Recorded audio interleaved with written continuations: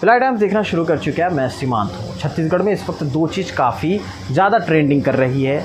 एक तो मुख्यमंत्री भूपेश बघेल और दूसरा सेव हसदेव। हैशटैग के माध्यम से सेव हसदेव सोशल मीडिया में ही नहीं बल्कि खबरों में भी काफ़ी ज़्यादा छाया हुआ है, जिसकी चर्चा कोने कोने में हो रही है। कार्डबोर्ड में ही हैशटैग सेव हसदेव ही नहीं बल्कि गानों के माध्यम से भी इसे प्रचार प्रसार किया जा रहा है हसदेव के जंगल को बचाने के लिए।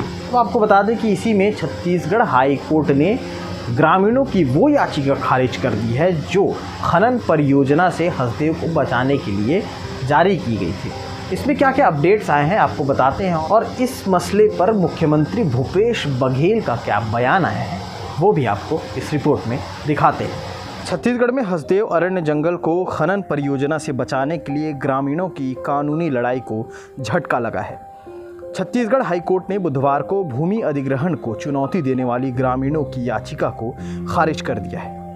वहीं सुप्रीम कोर्ट ने इससे ही जुड़े एक मामले में केंद्र सरकार, राज्य सरकार, राजस्थान विद्युत उत्पादन निगम लिमिटेड और परसा केते कॉलरीज को नोटिस जारी किया है। इनसे 4 सप्ताह में जवाब भी मांगा है। अधिवक्ता सुदीप श्रीवास्तव ने सुप्रीम कोर्ट में एक याचिका दायर की है।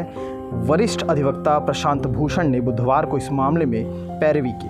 उन्होंने अदालत को बताया, हसदेव अरण्य जंगल नो गो एरिया घोषित था। खदान को दी गई अनुमति को नेशनल ग्रीन ट्रिब्यूनल ने 2014 में ही रद्द कर दिया था।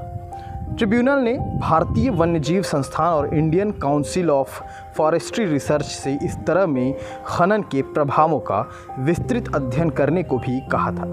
केंद्र ने ऐसा अध्ययन कराए बिना ही अन्य खदानों को परमिशन देना जारी रखा।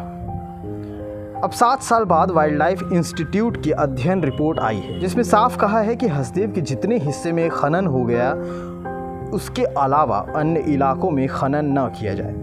इसके बाद भी छत्तीसगढ़ सरकार ने परसा ईस्ट केते बासन खदान के दूसरे चरण और परसा खदान को अनुमति दे दी है। इसमें 4,50,000 पेड़ काटे जाएंगे, जिसकी वजह से इस क्षेत्र में हाथियों और इंसानों के बीच संघर्ष बढ़ेगा। राजस्थान विद्युत उत्पादन कंपनी और खनन कंपनी की कोयले की ज़रूरत वाली दलील के जवाब में प्रशांत भूषण ने कहा कि नो गो एरिया के बाहर बहुत से कोल ब्लॉक हैं जहां पर्याप्त कोयला उपलब्ध है। ऐसे में जैव विविधता से भरपूर एक जंगल में खनन की अनुमति नहीं मिलनी चाहिए। सुनवाई के बाद खंडपीठ ने 4 सप्ताह में जवाब देने के लिए निर्देश दिए हैं। खनन पर स्थगन आदेश जारी करने के आवेदन पर बहस इसके बाद होगी।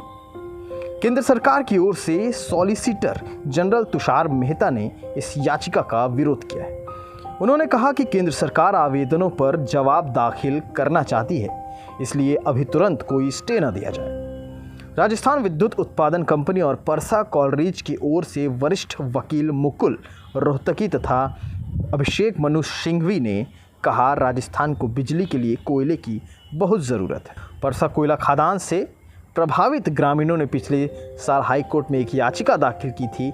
इसमें कहा गया था कि सरकार ग्राम सभा की सहमति के बगैर ज़मीनों का अधिग्रहण कर रही है। यह भूमि अधिग्रहण कानून का उल्लंघन है। इसके लिए सरकार कोल बेयरर एक्ट का उपयोग कर रही है, जो नए भूमि अधिग्रहण कानून के बाद से प्रभावी नहीं होगा। ऐसे में भूमि अधिग्रहण की पूरी प्रक्रिया को रद्द किया जाए। बुधवार को उच्च न्यायालय ने इसे खारिज कर दिया। छत्तीसगढ़ बचाओ आंदोलन के आलोक शुक्ला ने बताया, हाईकोर्ट का विस्तृत आदेश नहीं मिलता है। जैसे ही वो मिलता है उसके अध्ययन के बाद हम सुप्रीम कोर्ट जाएंगे। वहीं मुख्यमंत्री भूपेश बघेल का बयान आया है कि परसा कोल माइंस की अनुमति केंद्र सरकार ने दी है, इसके बाद हमें भी अनुमति देनी पड़ी। अगर ऐसा नहीं करते तो राज्य सरकार पर सवाल उठते। उन्होंने कहा, खनिज का दोहन सही तरीके से आदिवासी समुदाय के हितों के साथ हो, इसका ख्याल रखा जाए। मुख्यमंत्री भूपेश बघेल ने कहा कि सभी को बिजली चाहिए या नहीं, ये देश को तय करना है।